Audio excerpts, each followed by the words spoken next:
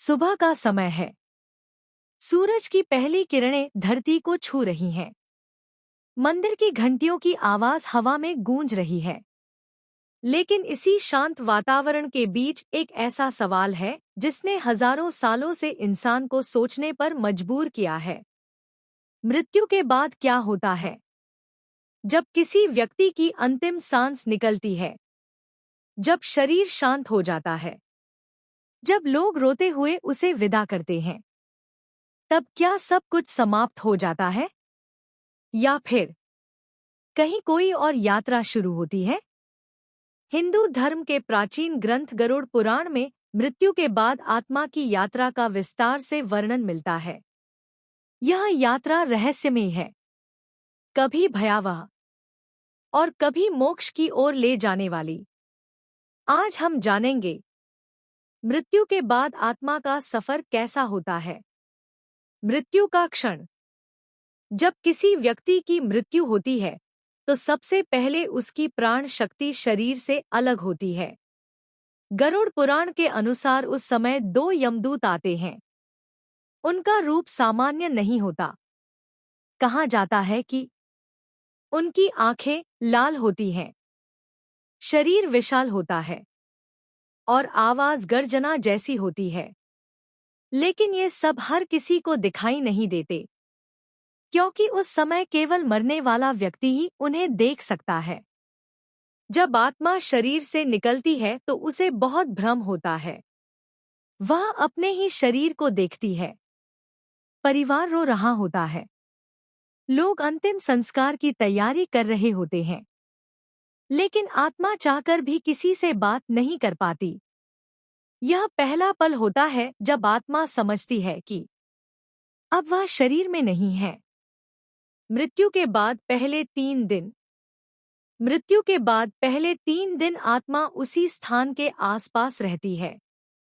वह अपने घर को देखती है, अपने परिवार को देखती है, लेकिन वह कुछ कर नहीं सकती। गरुड़ पुराण में कहा गया है कि इस समय आत्मा को भूख और प्यास बहुत लगती है। इसी कारण हिंदू धर्म में मृत्यु के बाद पिंडदान और तर्पण किया जाता है। यह भोजन और जल आत्मा तक पहुंचता है। अगर परिवार यह कर्म करता है तो आत्मा को राहत मिलती है। चौथे दिन से शुरू होती है यात्रा। मृत्यु के चौथे दिन आत्मा की असली यात्रा शुरू होती है। यमदूत आत्मा को अपने साथ ले जाते हैं। अब आत्मा को यमलोक की यात्रा करनी होती है। यह यात्रा आसान नहीं होती। गरुड़ पुराण के अनुसार यह रास्ता लगभग 86,000 योजन लंबा होता है। इस रास्ते में कई डरावने और कठिन स्थान आते हैं। यात्रा के दौरान आत्मा को एक भयानक नदी पार करनी होती है। इस नदी का नाम है वैतरणी नदी। यह नदी साधारण पानी की नहीं होती। गरुड़ पुराण में कहा गया है कि इसमें खून, मांस, हड्डियां और कीड़े बहते रहते हैं। पापी आत्माओं के लिए इस नदी को पार करना बहुत कठिन होता है। लेकिन अगर जीवन में किसी ने गाय दान किया हो तो वह गाय आत्मा को नदी पार करवाती है।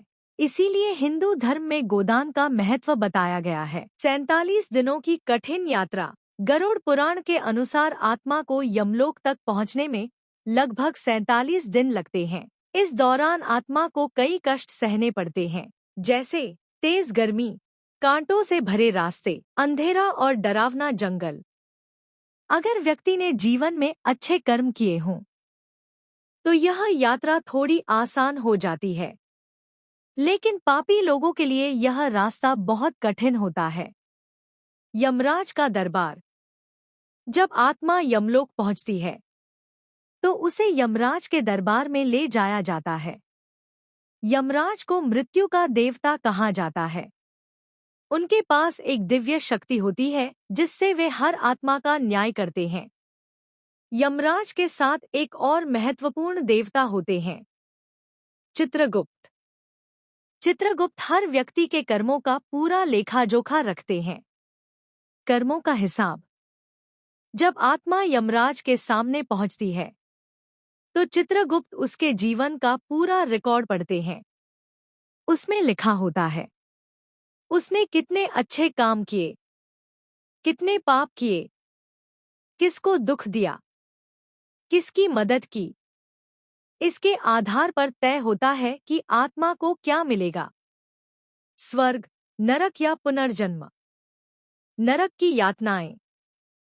अगर आत्मा ने जीवन में बहुत पाप किए हों तो उसे नरक में भेजा जाता है। गरुड़ पुराण में 28 प्रकार के नरक बताए गए हैं। इनमें आत्मा को अलग अलग प्रकार की यातनाएं दी जाती हैं, जैसे आग में जलना, कांटों पर चलना, खौलते तेल में डालना। यह सब आत्मा के पापों के अनुसार होता है। अगर किसी व्यक्ति ने अच्छे कर्म किए हों तो उसे स्वर्ग मिलता है। स्वर्ग को सुख और शांति का स्थान बताया गया है। वहां सुंदर बगीचे होते हैं, दिव्य संगीत होता है और दुख का कोई नाम नहीं होता। लेकिन स्वर्ग भी स्थायी नहीं है। जब पुण्य खत्म हो जाते हैं तो आत्मा को फिर से जन्म लेना पड़ता है।